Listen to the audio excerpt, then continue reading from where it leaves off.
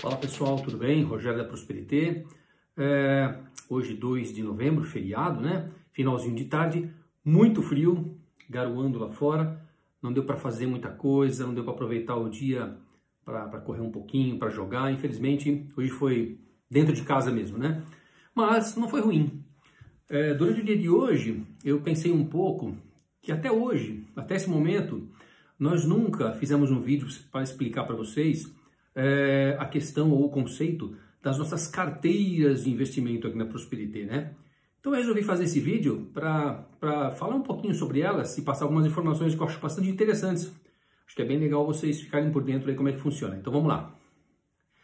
Nós temos aqui 3 carteiras teóricas ou carteiras que possuem portfólios ideais, ao nosso ver, é lógico, né? Para diferentes perfis de investimento, né? Essas carteiras elas estão divididas da seguinte forma. Nós temos uma carteira que é uma carteira que nós chamamos conservadora. Então, é uma carteira para aqueles clientes que têm perfil realmente conservador, que têm seus investimentos predominantemente e, na grande maior parte, em renda fixa. E a gente compõe essa grande parte de renda fixa na carteira conservadora com um pouco de fundos multimercados, né? Multimercados são fundos que eles acabam abarcando, né? E incluem uma série de diferentes categorias de investimento, moedas, juros, inflação, renda variável, renda fixa, etc. Que acreditamos que quando são bons fundos multimercados geridos por bons gestores, entregam bastante valor, né? Então eles conseguem potencializar o rendimento de uma carteira. Portanto, nessa carteira conservadora, a gente tem uma pequena parte que, junto com aquela grande porção em renda fixa, deve trazer um plus legal para essa carteira conservadora render bem com risco baixo. Legal? Depois nós temos uma carteira para público geral, que é uma carteira para qualquer investidor que queira montar um portfólio de investimento e que não tenha perfil conservador, né? Nessa carteira nós já temos uma composição que inclui renda fixa, um pouco de multimercado também, já uma parte de renda variável e uma pitadinha, né, de fundos alternativos, normalmente também multimercados, mas fundos alternativos com outras temáticas de investimento. E depois nós temos uma terceira carteira, que é a carteira de investidores qualificados. Aí você pode perguntar, não, pô, peraí, quer dizer que se eu tiver lá na carteira conservadora ou na carteira de público geral, significa que eu não sou qualificado? Na verdade, a gente tem que parar agora e explicar um pouquinho o que significa investidor qualificado. O investidor qualificado, pelas normas, né, da CVM, pelas normas que regem aqui a classificação de investidor no Brasil, é aquele que tem ou uma certificação em algum curso, né, que lhe dá, vamos dizer assim, um diferencial, uma certificação realmente na área financeira, e são diversas que existem, ou, e é na maioria dos casos, o investidor que tem pelo menos 1 milhão investido. Não necessariamente só em um banco, só numa corretora, mas se ele tiver em diversas instituições financeiras valores investidos que no total somam 1 milhão de reais, ele é sim classificado, ele é considerado legalmente como um investidor qualificado. Então, por que tem essa carteira de investidor qualificado? Porque existem alguns produtos de investimento que só podem ser acessados por investidores qualificados, tá? São produtos mais sofisticados, que eventualmente têm uma relação risco-retorno diferenciada e que a regulamentação decidiu que um público geral não estaria apto ou não estaria, vamos dizer assim, predisposto a aceitar essas relações de risco-retorno da mesma forma que os investidores qualificados o fariam, tá bom? Mas infelizmente assim, isso é uma regulamentação, não é uma definição nossa, não é uma invenção nossa, tá? Então existe investidores público geral e investidores qualificados. É assim que a coisa funciona, tá bom? E o que tem de diferente nessas carteiras? Como eu disse, a conservadora ela está bastante e predominantemente alocada em renda fixa, com uma pitada de multimercados. E as carteiras de público geral e investidor qualificado já tem um pouco menos de renda fixa e alocam um percentual em multimercados também, um percentual em renda variável, sejam ações ou fundos imobiliários ou mesmo fundos de infraestrutura. e mais um pouquinho em fundos alternativos. Predominantemente no nosso caso, que nós gostamos muito, são fundos globais, onde você, além dele ser um multimercado, você está alocando nesse fundo e através desse fundo você acessa o mercado internacional. Então são fundos globais que estão investindo em ativos também, renda fixa, renda variável, juros, moedas e etc. no exterior, né?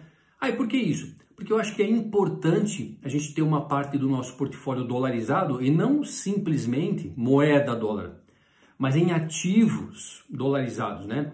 Em empresas, em renda fixa, etc., que negociam lá fora e que você pode ganhar, você pode ter lucros, você pode aumentar o seu capital através de atividades produtivas, atividades realmente não simplesmente de guardar o dólar na gaveta e esperar ele valorizar, mas sim de atividades no mercado internacional. Bom, já falei das carteiras, já falei como elas são compostas, né? E aí, por que a gente chama de carteiras teóricas ou carteiras ideais, né?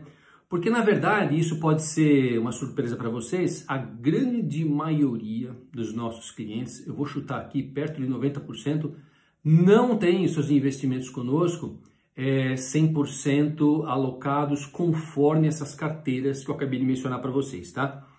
Mas e por que eles não têm? Né? Por uma série de fatores. Vou citar alguns deles aqui. Por exemplo, eventualmente o investidor ele quer começar a investir conosco, mas ele tem um valor para investir pequeno, né? É natural que para você compor uma carteira que tenha diversos instrumentos de renda fixa, multimercados e eventualmente nas outras carteiras mais elaboradas, ações e fundos internacionais, que você tenha que ter um valor mínimo que você consiga dividir nessas diferentes categorias para você conseguir ter todas elas na sua carteira. Então, se eu tenho, por exemplo, só R$5.000, é muito difícil eu conseguir ter todos esses produtos com R$5.000, né? Porque alguns fundos, inclusive, têm valores mínimos para você aportar, para você poder começar a investir nesses instrumentos, tá?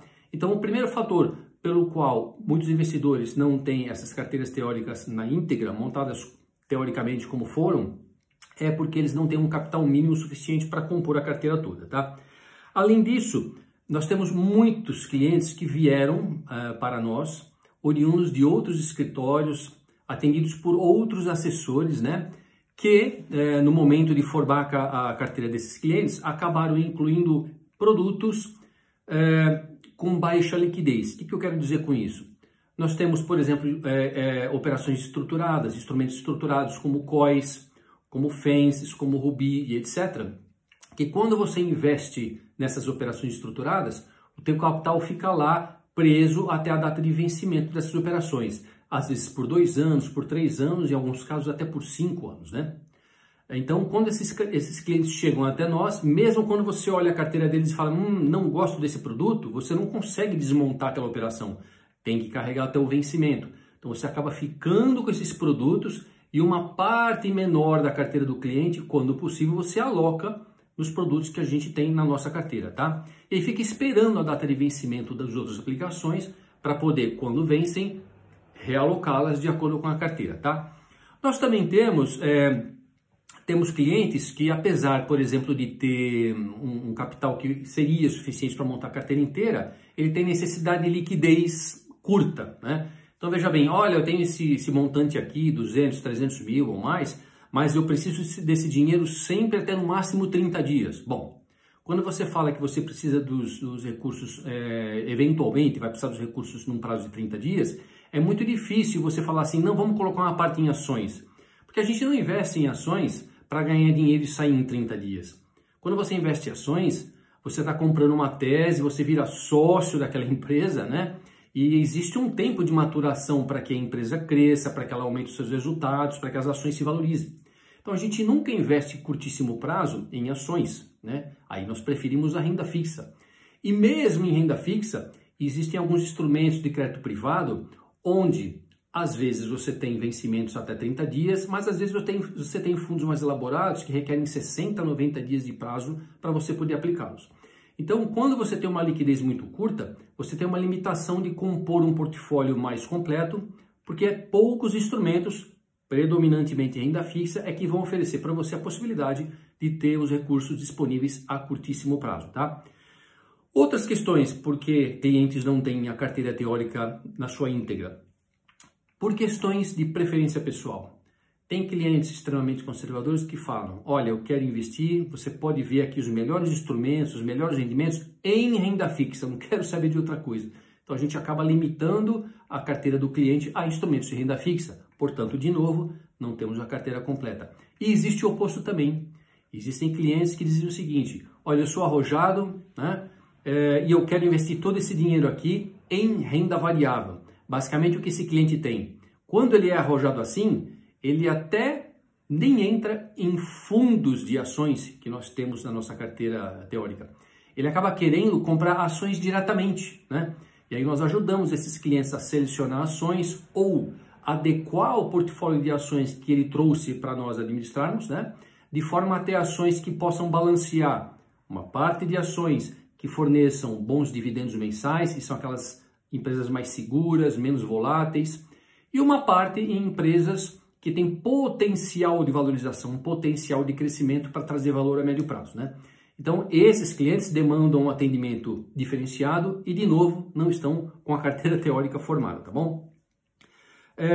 Ou seja, no final das contas, nós vemos que temos uma infinidade de possibilidades, né? Uma infinidade de diferentes portfólios na vida real. Seria muito fácil para nós, muito legal ter só as carteiras teóricas, muito mais fácil de administrar, né? Você teria 3 cenários para administrar e todos os clientes dentro desses cenários. Mas essa não é a vida real, pessoal. Tá bom. Então, se é mais fácil administrar vários clientes ou diversos clientes apenas em 3 modelos de carteira, por que é que nós não fazemos os clientes virem para esse modelo? De novo, pessoal, nós temos que respeitar as particularidades de cada cliente, tá? Essas carteiras foram montadas assim, dentro do cenário que nós fazemos uma avaliação e uma atualização mensalmente, dentro daquilo que nós acreditamos serem os instrumentos mais adequados para a situação política, econômica do momento, né? Mas é claro, se tem cliente que quer investir só em renda fixa ou só em ações ou não tem o capital para montar as carteiras, nós analisamos individualmente e fazemos aquilo que o cliente deseja fazer, sempre respeitando o seu perfil, é claro, tá? Aí vocês poderiam fazer outra pergunta, mas vocês ganham alguma coisa? É vantagem financeiramente para vocês? O que é que vocês ganham além de ter menos trabalho, colocando o máximo de clientes de acordo com essas carteiras teóricas? Gente, para nós é totalmente indiferente, né? Quando nós montamos a carteira, tanto faz se eu ponho o produto A, o produto B ou o produto C. A nossa meta é sempre olhar quais são os melhores produtos para o momento e, né, no caso dos clientes que não querem aderir totalmente à carteira, adequá-la de modo a que atenda às necessidades particulares. Então, para nós é totalmente indiferente administrar, em termos financeiros, tá? Administrar as carteiras padrão como nós temos aqui ou administrar situações individuais, tá? Isso não faz diferença para nós. O importante é a gente ter as carteiras padrão ou não, adequadas a cada um dos clientes. Isso nós respeitamos muito, tá? Falando um pouco sobre a performance dessas carteiras, tá? Como eu disse, a gente acredita muito que a médio e longo prazo essas carteiras entregam muito valor. Nós escolhemos a dedo, depois de muita análise, todos os produtos que compõem essas carteiras, tá? Outubro não foi um mês particularmente bom para as nossas carteiras, não, tá? E eu vou dizer para vocês por quê. Basicamente, como eu disse, as 3 carteiras, elas têm em comum, além da renda fixa, que é um pouco menos volátil e tem entregado basicamente o CDI mais alguma coisa, mas as 3 carteiras têm os multimercados, tá? Os multimercados que nós escolhemos são predominantemente de teses tanto locais como teses para os mercados internacionais, predominantemente Europa e Estados Unidos. Esses fundos têm uma visão, e nós compartilhamos, por isso que depois de muito analisar nós os incluímos nas nossas carteiras, eles têm uma visão de que os próximos trimestres deve ocorrer uma grande recessão na Europa e uma recessão média ou grande também nos Estados Unidos, tá?